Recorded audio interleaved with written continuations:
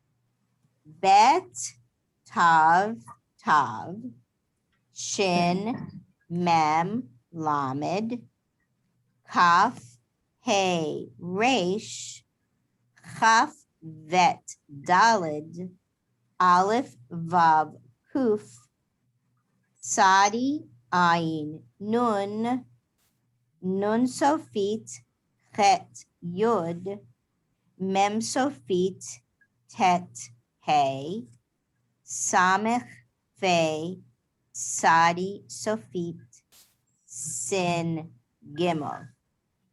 Okay, I'm going to do that again. I'm going to read 3 letters and then you read 3 letters, okay? You read the next 3 letters. Bet, Tav, Tav. Shin, Mem, Lamed. Kaf, Hey, Resh. Kaf, Bet, Dalet. Aleph, Vav, Kuf, Sadi, Ayin, Nun. Nun Sofit, Chet, Yud. Mem, Hey. Samech, Fe, Sadi Sofit. Good. Okay, and now let's do the same things with these vowel sounds. I'll do 2 vowel sounds, you do the next 2 vowel sounds, okay? Ah,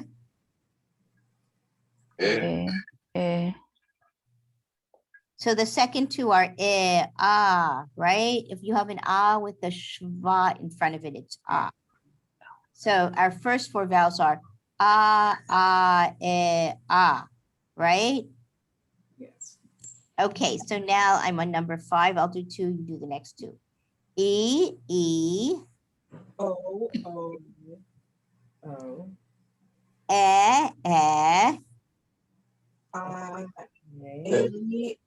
I, no. I would say A. I would say A. For the 2 horizontal dots, A. And then the last 2 are oo. Now there's some where they don't show you how the sound is changed if you put a yud after it. So our first vowel, the kamatz, the patach, the horizontal line.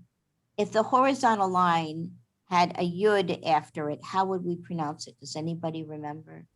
Oh, I like L'chaim. Right, I, like in L'chaim. Good for you. I like it that you came up with a good example.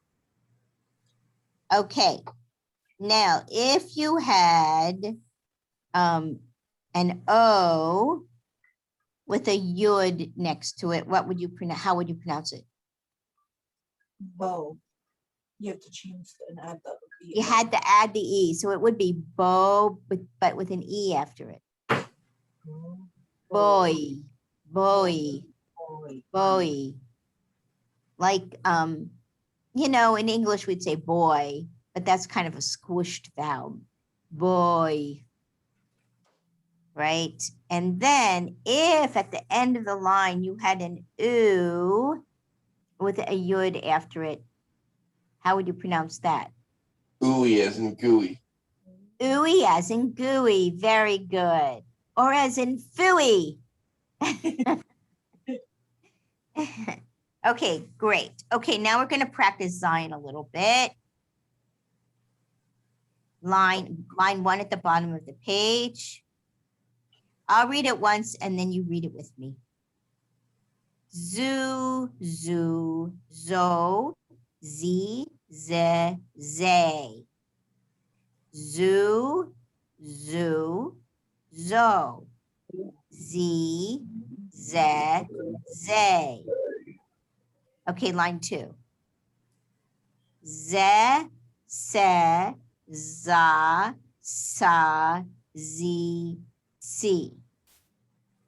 Ze, se, za, sa, z, si. Line 3. Zocher, ozer, Uvizman tizkeru. Zocher. Ozer. Ozer. Uvizman Uvisman. tizkeru. Tiskuru. Line 4. Zachreinu, although it should really say Zochreinu. So I'm going to say Zochreinu. Zochreinu. It's really a different kind of kamatz, but they don't print it differently. And this one also is a different kind of kamatz. It's in kamatz, it's called a kamatz katan, and it's pronounced like an O. Ozne Haman. Oznei Haman. Who knows what Ozne Haman are? Is it related to the Purim Haman or no? It is related. Let me just say that Israelis don't say Hamantashen. What are Hamantashen? Those delicious cookies. Yes, those delicious filled cookies that are shaped like little triangles. So the European, the Ashkenazic pronunciation for those cookies is Hamantashen, which I think means Haman's hat. But in Israel, they said, it doesn't look like a hat. It looks like an ear. So I guess they imagined that Haman had triangular ears. So they call the cookies Oznei Haman, Haman's ears. It's a different experience if you eat them thinking about the name. It's different, right? And Oznei by itself would just be ear then. Ozen is an ear. Ozna are ears. So Ozen is an ear. So this is just a sort of a construct, this word, Oznei Haman, Haman's ears. Okay, on page 85, can you find these words?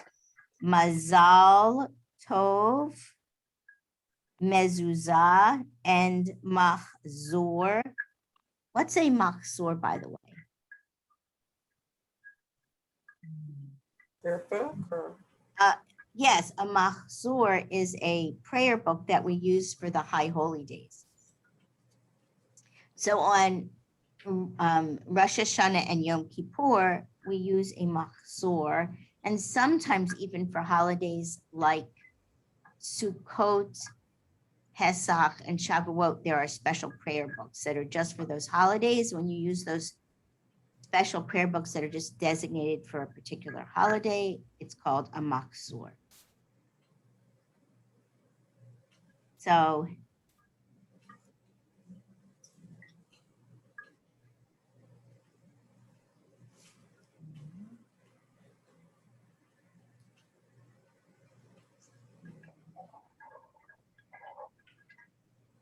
I'm trying to find Mazal Tov with both words together, but I've only found one place where both words are together. Maybe somebody else is doing a better job than It's just once. just me. It's okay. That makes me feel better. I guess they want to force you to go through the whole page to find it. Okay, so where can we find the word Mazal Tov? Line 8, last 2. Line 8. Oh yes, at the bottom of at the very end of the line. Mazal Tov. Right, and yes, it's used to mean congratulations. That's how we use that expression. So Mazal, I think originally meant something like fate, like good fate. But anyway, it's used to mean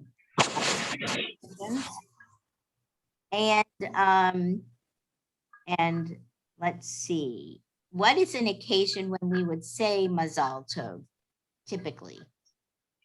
When somebody gets married? when they get married or when their kid has a bar mitzvah. Those are probably the most common times. Oh, when you find out when somebody has a baby, right, mazel tov, those kinds of occasions, right. All right, next page. Okay, so at the very top of 86, there's a very kind of a timely little vocabulary lesson at the top of 86 because of Earth Day or Earth, I think it's Earth Month now. Tikkun Olam. Tikkun Olam, repairing the world. That's considered a very important Jewish value, repairing the world. And it's not just repairing the world spiritually, but physically repairing the world. So especially I would say in Reform and Conservative Jewish community, in that part of the Jewish community, there's this idea of doing various kinds of environmental work and seeing that as sort of as performing a mitzvah. So, and then you say that you're doing tikkun olam. Some people would consider, for example, doing work on interfaith relations or other kinds of volunteer work in the community as tikkun olam, right? Where you're repairing relationships in the community is also tikkun olam. Okay, let's jump to the bottom of the page. So here are some very common greetings, okay? So Shavua Tov. When can you say that? Shavua Tov. Today, right? Oh. Yes, we could say Shavua Tov today. Why would we say Shavua Tov today? It's a good week. It's a good week, right? It's the beginning of the week. A lot of times, as Shabbat ends and we're doing Havdalah, we'll say to our friends, Shavua Tov, right? And certainly on a Sunday, you can say Shavua Tov. Have a good week, Shavua Tov. Okay, the next one, Shabbat Shalom. When did we say Shabbat Shalom? Yesterday. Shabbat. Yesterday. Some people start saying Shabbat Shalom as early as I'd say Thursday, right? Because people are starting to anticipate Shabbat. A lot of times people are starting to shop and cook for Shabbat. I always felt like an important part of Shabbat is preparing for Shabbat because you get that sort of pleasure of anticipation when you're planning your menu and stuff. You know, the things that you're going shopping for Shabbat, those are things that kind of get you in that Shabbat frame of mind. So people will say Shabbat Shalom as early as Thursday. Chag Sameach. Happy holiday. Happy holidays. And Mazal Tov. Congratulations. Like, well, good luck. Well, it could be good luck. It could have been translated that way, but it's more commonly used to mean congratulations. There's another expression when you want to wish somebody good luck. You say Bahatzlacha, Bahatzlacha. Can you say that? Bahatzlacha? Bahatzlacha. It feels like a little bit of a mouthful. And that actually just means with success. But when you tell somebody that you're starting a new project or something, they'll say Bahatzlacha, right? Bahatzlacha, you know, they're wishing you success. Okay, I don't think we need to match the greetings with the pictures because we just went over that. Okay, so, we've done this exercise before. This is kind of fun. On 87, we'll say an instruction for where to put your hand or your hands on your body. And that way we can practice the names of the body. Okay, first of all, one hand is called what? Do you remember? Yod. a yad. One hand is a yad and two hands are yadayim. Yad, yadayim, yad, yadayim. Okay. I'm just going to read through these instructions with you. And then I want you to tell me what to do, okay? So number one, Yad al Ozen. What does that mean? Yad al Ozen. Hands on, no. hands on ears. Hand on ear. Hand on ear. So it's one hand on one ear. Yad al Einayim. Yad al Einayim. What does that mean? Hand on eyes. Right, hand on eyes like that, right? Yadayim al Oznayim. What's that? Hands on ears. Hands on ears. Yadayim al Ozen. Hands on ear. Right, so it's not this, it's like that, right? Yadayim al Kitafayim. Yadayim al Kitafayim.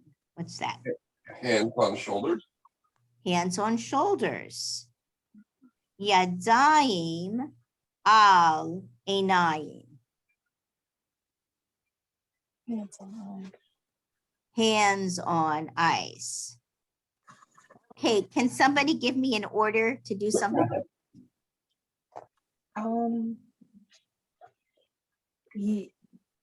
Yad al Naim. Okay, Yad al Einayim. Hand on eyes. Yad al Einayim. Very good. Can I have another instruction from someone?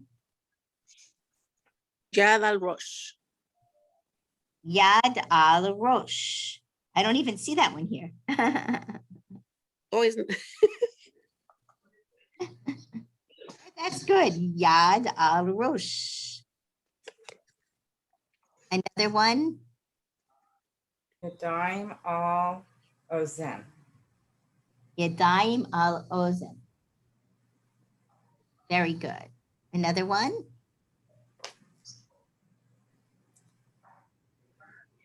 Yad al ayin. Yad al ayin. So that's just one eye, like that, right? Okay, well, you can, if you have friends and family, you can boss them around this week and practice it. Or you can even do it with your cat.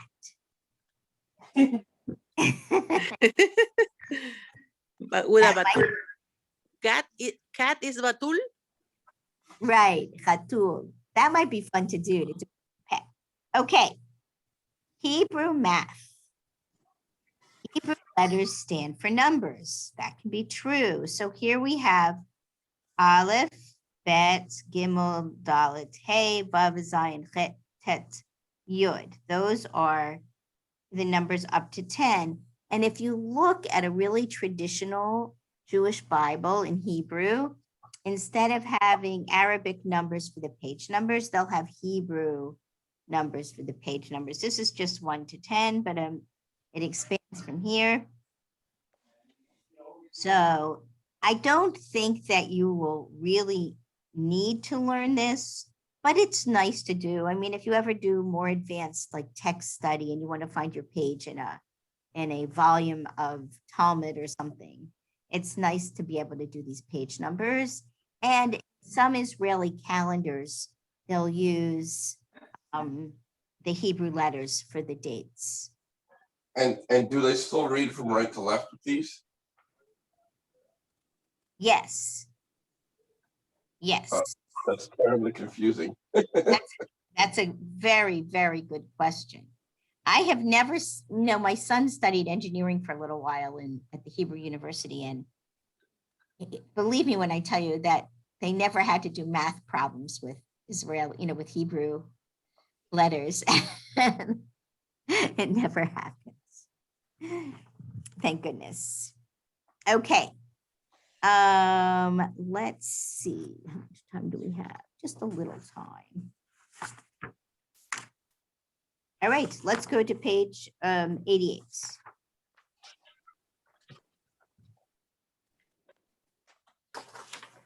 Okay.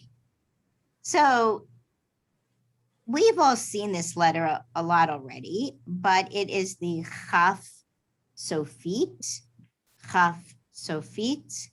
So if we're at the beginning of a word, it would just be a regular Chaf, but it's elongated and looks an awful lot like a Vav or a Resh, right? Or even a long Daled. And for whatever reason, Chaf at the end of the word usually has either a Shva inside of it, or it has often has what a kamatz, the inside of it. So you'll see as we look at words that it often has other vowels or symbols inside of it. Okay, so let's jump down to line 1 on 88 and look at our Chaf Sofit, or as they say, the final Chaf. So I'll read line 1 and you can just echo me. Rach, Rach, Rach, Kach, Rach, Bach, Bach, Lech, Lech, Lech, Lecha, Lecha, Ulcha. Ulcha, Good, line 2. Ach, Ach, Becha, Becha, Lecha, Shelcha, Shelcha, Shelcha, Bechach, Becha, Shimcha, Shimcha, Shimcha, Techa. Techa, Line 3. Lach, Lach, Lech, Choshech, Choshech, Choshech, Orech, Orech, Halach, Halach, Halach, Berich.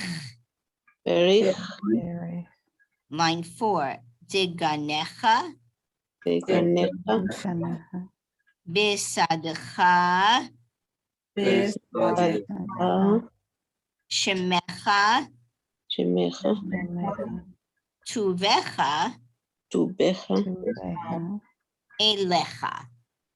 Lecha, And line 5. Torah Techa, Torah, Techa, Panecha, Panecha, Malach, Malach, Malach, Chastecha, Chastecha, Baruch. Baruch. How was that? Was that okay? Yes. I think it's a little bit easier to make that at the end of a syllable rather than at the beginning of the syllable. Yeah. Final chaf is not too bad. Oh, okay. So here we go. On 89, top of the page. When echa comes at the end of a word, the yud is silent. Okay. So read these after me as well on the top of 89. Chasadecha. Chasadecha, Avadecha. Avadecha, Maasecha. Maasecha, Elohecha. Elohecha, Livanecha. Livanecha. Good. Okay. Let's see. I think that this is not a bad place to stop. We will finish the book our next class. Right. I don't know what you'll do with all your Sunday morning time after that. What will you do? When we're done this book. Keep on reviewing, I think, because so it's not for, Yes, I don't exactly. That's forget. what we should do. We should keep, the next thing to do is to really work on Hebrew in prayers, right? To learn to read the prayers. Yeah, that's the next thing to do. So Right. anyway, I'm so proud of the people that stuck with the class this long. Well, It's kind thank of you. like, it's like survivors. I wish we could have a big prize for you at the end. Oh, yes, we are. We are. You're a I good guess- teacher. Oh, thank you. Well, I think the prize is if you learn some Hebrew, then that's the prize. So Right. anyway, have a fantastic week. It's gorgeous out. So I hope you get to enjoy it. Bye, everybody. Thank you. Bye, everybody. Bye. Have a good week. Bye-bye. Bye.